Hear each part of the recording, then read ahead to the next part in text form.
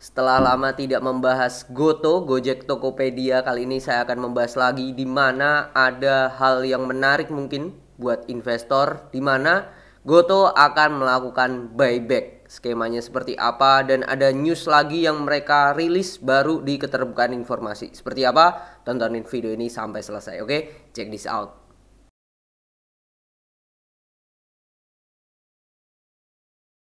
31 Januari 2024, 17.23 waktu Indonesia Barat. Berita ini rilis dari emitennews.com. Goto siap buyback saham investor.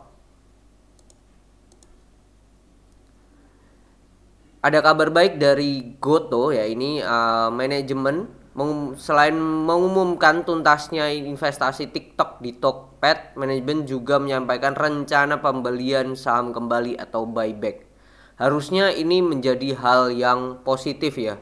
Dari beberapa corporate action, tidak hanya buyback yang dinilai, bisa dikatakan ya, dinilai oleh investor positif, bisa private placement, bisa positif juga. Lalu ada yang namanya dividen, lalu ada yang namanya stock split. Nah, itu banyak dinilai investor itu sentimen corporate action yang positif gitu. Nah, kalau kita lihat seperti ini kondisinya berdasarkan data bursa saat ini, saham seri A Goto ini dipegang oleh Tabao China Holding Limited 8,72%. Lalu SVT GT Subco Singapura 7,62%. Goto People First Fund 5,47% dan PT Saham Anak Bangsa 2,24%. Nah, ini yang dimiliki. Sementara itu saham seri A publik mencapai 71,24%. Ini gede banget publiknya, luar biasa ya. Ini salah satu ciri hal yang kurang oke malah.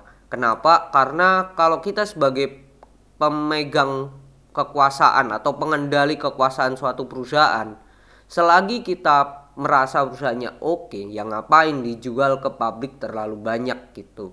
Itu yang pernah dilakukan oleh Aqua ya. Aqua mereka pernah listing, terus akhirnya mereka delisting ya, mendelistingkan sendiri ya. Ya mereka mau nggak mau yang sahamnya yang beredar di masyarakat di buyback lagi, dibeli lagi, dan pastinya di harga yang lebih mahal. Sedangkan Goto ini kondisinya sekarang 71% loh dimiliki oleh masyarakat, gede banget. Nah, pertanyaannya ini akan dibeli berapa persen? Nah, sampai perdagangan ini jalan ya 1 Februari ini Gotonya sendiri itu berada di harga 90 per lembar atau naik 2,3% dibandingkan perdagangan hari Rabu kemarin. Nah, kalau kita cek berdasarkan teknikal, nah kita combine ya dengan adanya news itu dinilai 31 ya. Sebelumnya tanggal 30 sempat naik tinggi ya, naik tinggi bahkan naiknya 11,54%. Ini termasuk tinggi banget. Dari sebelum-sebelumnya tertinggi itu di terakhir 11 Januari 2024. Itu aja ya. Setelah baru nih 30 Januari naik lagi. Tetapi ya Goto is Goto ya, masih seperti itu aja.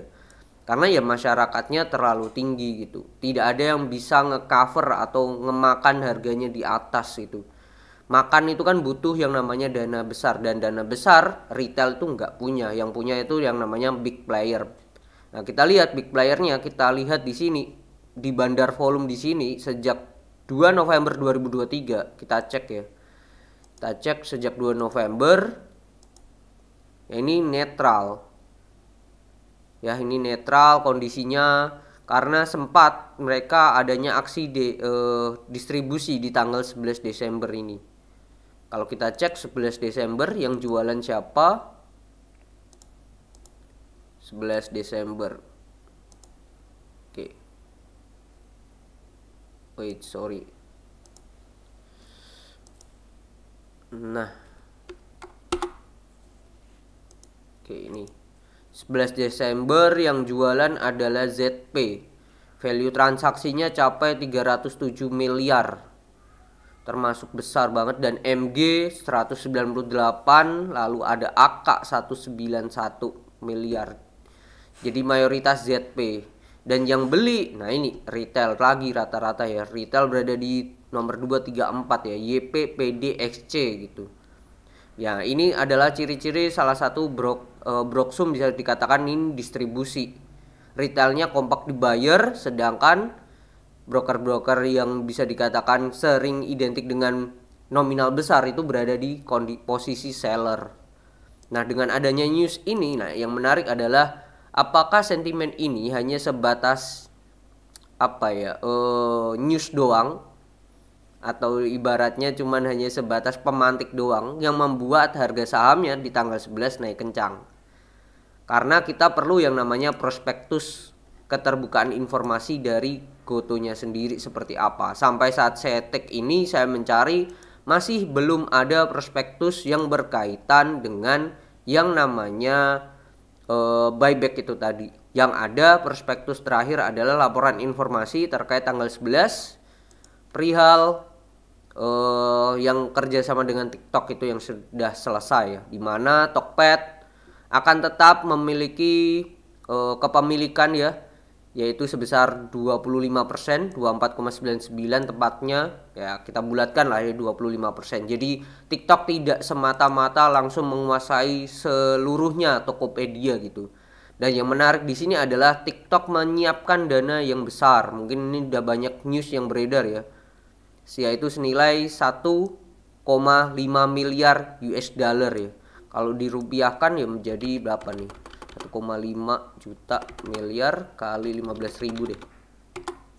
22 juta miliar, 22,5 triliun dana dari TikTok yang disiapkan untuk investasi. Nah, investasinya sudah dilakukan dengan cara, kalau Mbak sekalian, Bapak Ibu sekalian sering nonton di YouTube ya, iklannya sering muncul, yaitu mana tadi saya membaca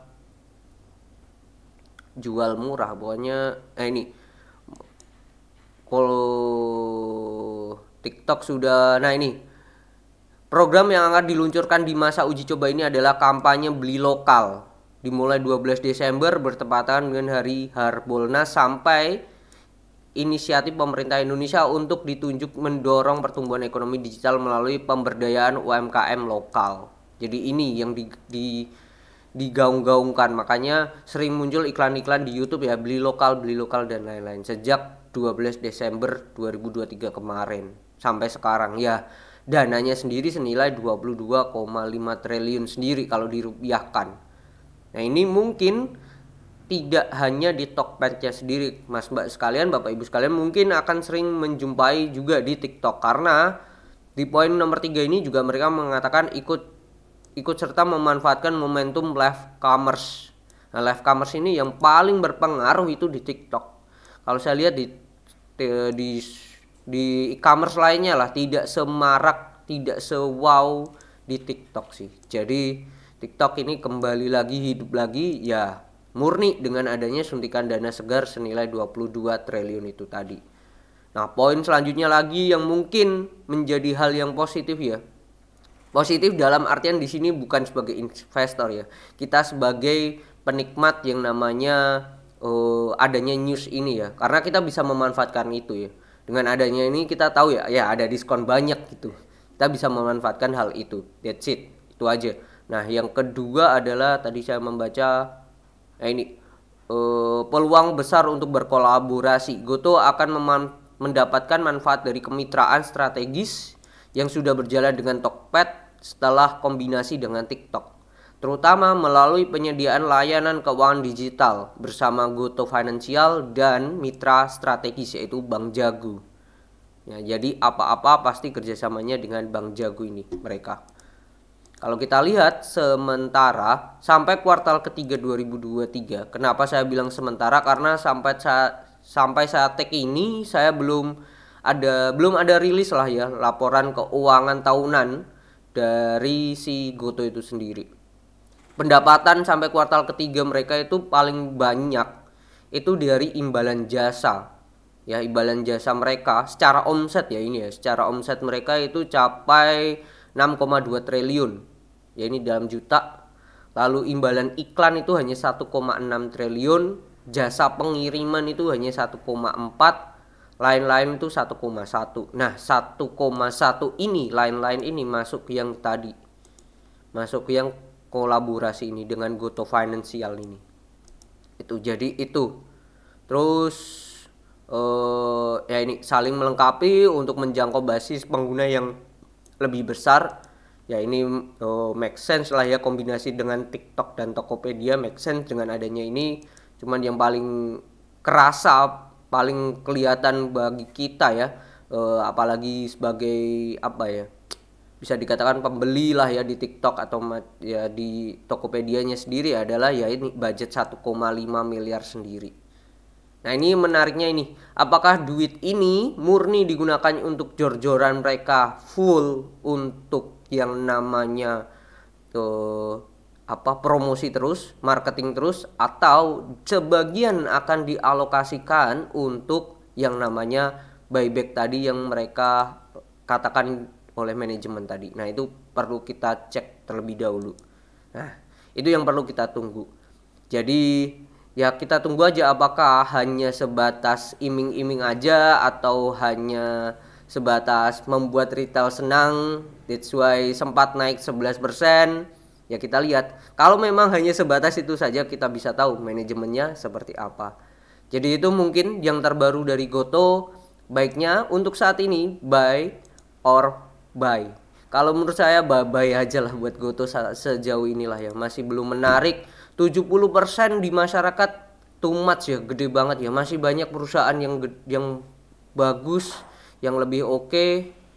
Jadi lupakan dulu saja. Cuman kalau buat invest, nah ini mungkin pandangannya berbeda-beda sendiri. Mungkin boleh dipertimbangkan jikalau harganya bisa turun di bawah 70 per lembar. Itu sangatlah menarik ya menurut saya kalau harganya bisa turun di bawah 70 per lembar. Sambil kita lihat ya apakah buybacknya benar-benar dilakukan. Itu yang paling benar-benar kita mau lihat ya, manajemennya benar-benar enggak. Kalau manajemennya cuman ya membual saja ya udah skip aja. Oke, mungkin itu semoga bermanfaat dan jangan semata-mata hanya termakan yang namanya news aja. Mungkin itu ya poinnya ya. Semoga bermanfaat dan see you on the next video. Bye bye.